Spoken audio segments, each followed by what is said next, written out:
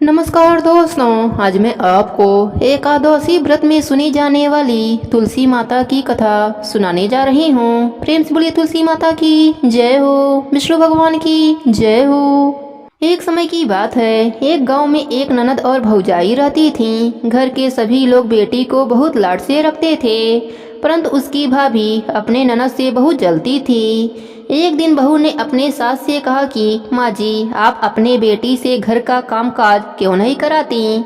पराए घर जाएगी तो बहुत दुख पाएगी। परंतु सास ने कहा कि यह तो बहुत छोटी है, बड़ी हो जाएगी तो सब सीख जाएगी।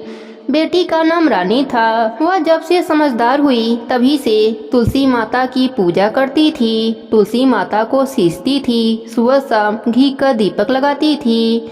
तुलसी जी की पूजा करने के बाद ही वह खाना खाती थी। रानी तुलसी जी से प्रार्थना करती, हे माँ, सोने का लोटा दो और लड्डुअन का थार दो। इस प्रकार सोने का लोटा और लड्डुअन का थार आ जाता था।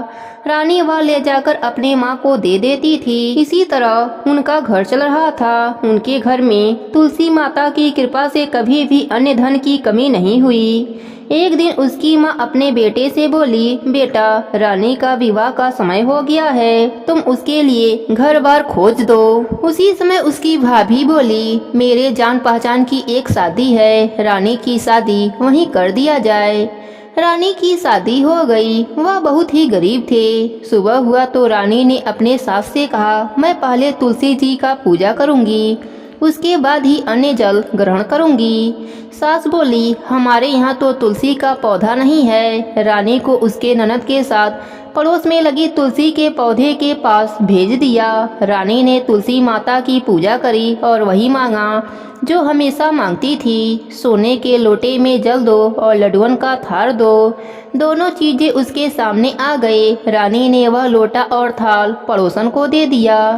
पड़ोसन तो बहुत खुश हुई और कहा, बहू, तुम रोज पूजा करने आया करो।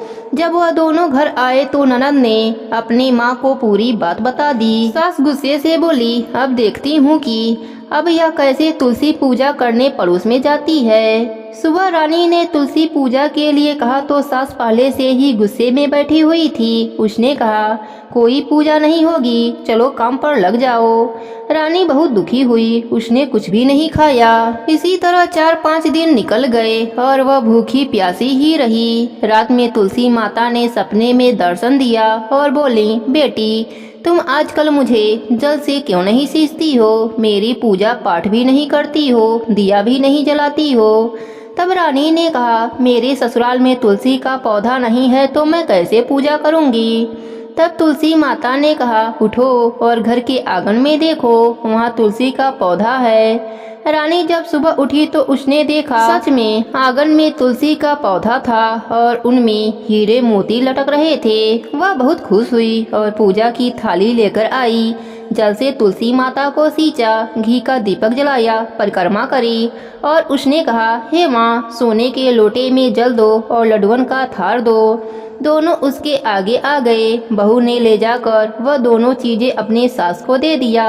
वह चकित होकर पूछने लगी, यह सब कहाँ से आया?